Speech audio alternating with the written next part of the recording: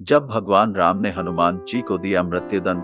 भगवान राम हनुमान जी को क्यों मरा? भगवान राम और हनुमान जी की ये कहानी बहुत ही कम लोग जानते होंगे। कई लोग तो इस कहानी पर विश्वास भी नहीं कर पाते। तो चलिए आपको ये कहानी बताते हैं। एक बार भगवान राम की सभा में बहुत सारे ब्राह्मण और संत महात्मा जुटे थे। इसमें नारद जी से लेकर गुरु वशिष्ठ और विश्वामित्र जी भी अपना विचार रख रहे थे। कहा जाता है कि इसी सभा में एक कोने में चुपचाप हनुमान जी भी बैठे थे। इस चर्चा के दौरान ही अचानक नारद जी ने ये बात सामने रख दी कि भगवान राम का नाम उनसे भी बड़ा है और उन्होंने कहा कि वह इसे साबित भी कर देंगे।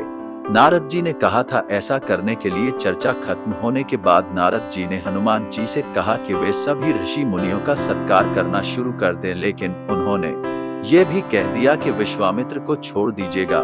नारद जी ने यहाँ ट्विस्ट ये दे दिया कि विश्वामित्र राजा हैं, इसलिए उनके साथ ऐसा करना जरूरी नहीं है। ऐसे में नारद जी की बात मानते हुए हनुमान जी ने सभी ऋषियों का सत्कार किया, लेकिन जब वहीं पर विश्वामित्र की बारी आई तो उन्होंने उन्हें नजरअंदाज कर दिया। विश्वामित्र को यह अपमान बर्दाश्त नहीं हुआ और उन्होंने तुरंत अपने शिष्य राम से हनुमान को मृत्युदंड देने का वचन देने को कहा। राम जी फंस गए दुविधा में। अब राम जी दुविधा में फंस गए। एक तरफ भक्त जिसे वह बेहद प्रेम करते हैं और दूसरी तरफ गुरु, लेकिन गुरु की बात कैसे टालें? इसलिए वह हनुमान जी को मृत्युदंड देने के लिए उनकी तरफ जाने लगे।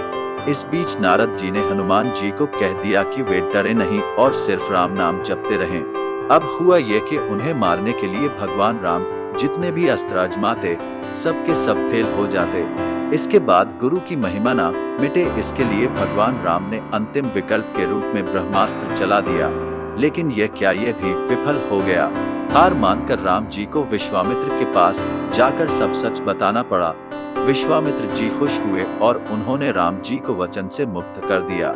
इस तरह से यह भी सिद्ध को हो गया कि भगवान राम का नाम उनसे भी बड़ा है और हनुमान जी भी बच गए और भगवान की भक्ति में रम गए। आशा है आपको कहानी पसंद आई होगी। ऐसी ही हिंदी मॉरल स्टोरीज के लिए हमें सब्सक्राइब अवश्य करें। धन्यवाद।